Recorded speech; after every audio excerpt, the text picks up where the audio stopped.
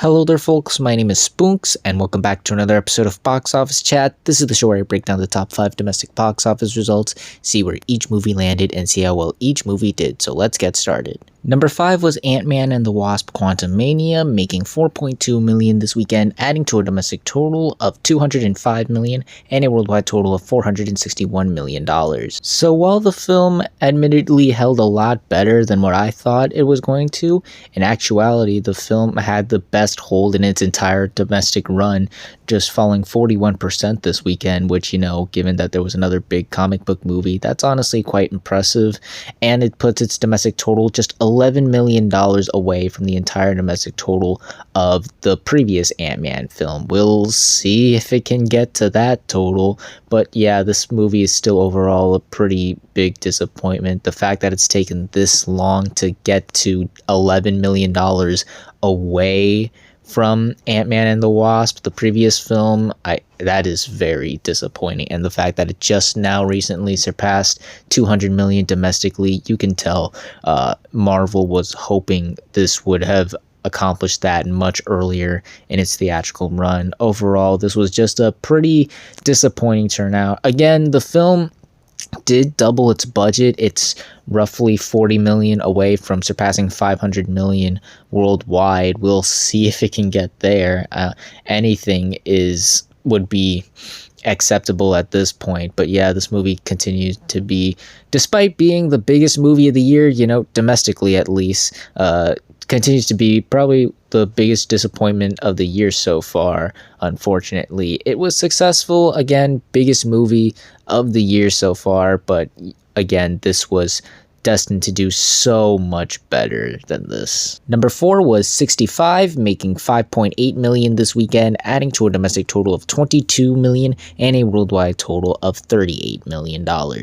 Now, even though this film held better than I thought, especially with the poor reception from audiences, this film is still in a rough place. It has yet to surpass its $45 million budget still worldwide, and it's made roughly half of that domestically, but I still think it's going to be able to surpass that by the end of this week, hopefully by the end of this week, because if it doesn't, then that would have to be like a colossal disaster, which I don't think that's going to happen. But regardless, I do still think this is a pretty big disappointment overall. The concept was intriguing, but it didn't really warrant a lot of people to go check it out at the theater, and word of mouth is still not helping this movie out, unfortunately. So unfortunately, yet again, another disappointment. It'll probably be somewhat successful given the cheap budget, but I'm not sure if it's going to be as successful as the studio wanted it to be, unfortunately. Number 3 was, funny enough, Creed 3, making $15 million this weekend, adding to a domestic total of $127 million and a worldwide total of $224 million.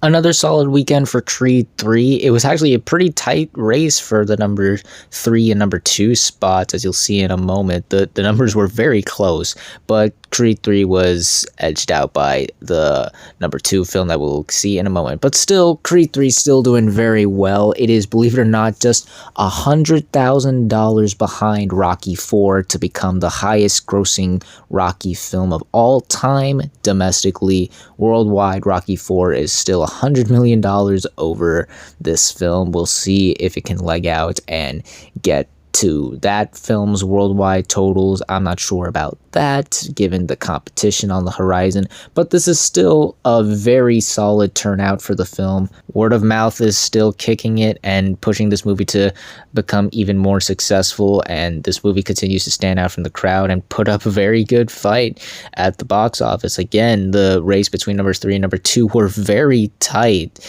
but yeah, still overall a very solid weekend for a very solid movie, from what I've heard at least, and an overall solid performance for Creed 3. Number 2 was Scream 6, making $17 million this weekend, adding to a domestic total of $75 million and a worldwide total of $115 million.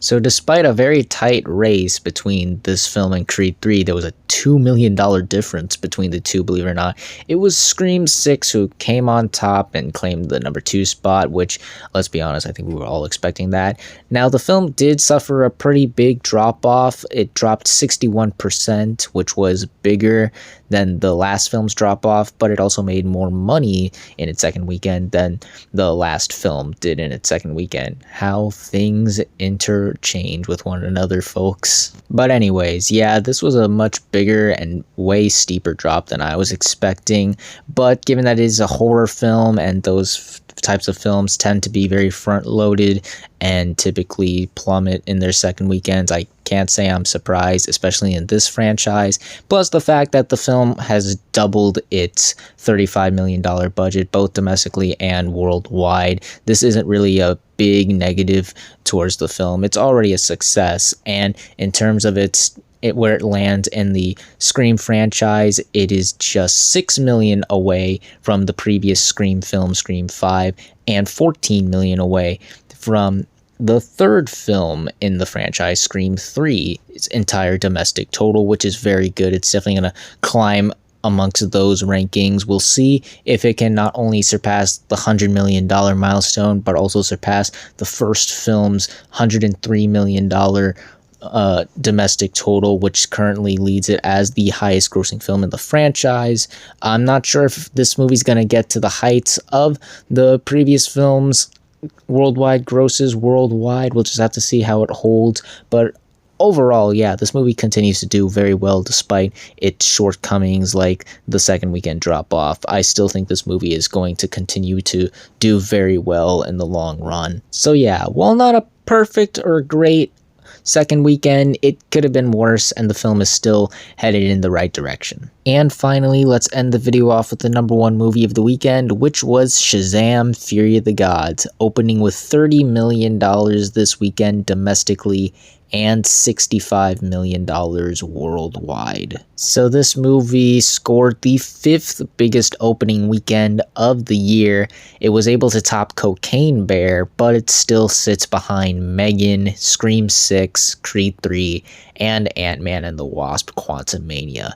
And that's really the most amount of significant milestones I can think of for this movie, as we're just going to jump right into it. This is a really bad opening weekend. Part of me wanted this to exceed because we were on such a roll with many movies exceeding expectations recently. You know, Creed 3, Scream 6, Cocaine Bear, even Jesus Revolution exceeded my low expectations, and that's been doing very well. And I was hoping, maybe, just maybe, there's a chance this exceeds expectations, and while it may not make as much as the first one, it'll still be decent. But no, this is a disaster. This is a really bad opening, and unfortunately there were a lot of factors given into that. First off, the marketing was not the best. It certainly had more promotion than most of the films from Warner Brothers this year, but it wasn't the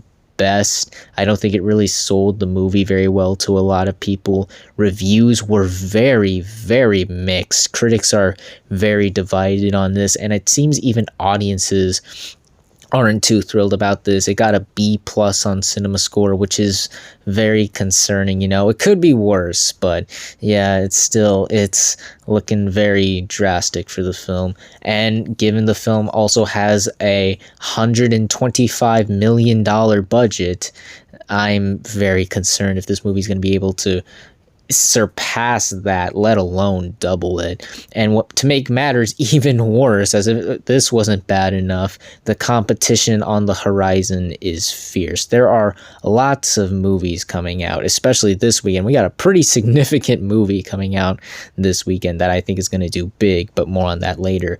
But yeah, even after that, Dungeons and Dragons, there are people saying that could exceed expectations. And then of course you got the Mario movie in 2 weeks, which is going to absolutely crush it. I'm very concerned and worried on how this movie's going to do.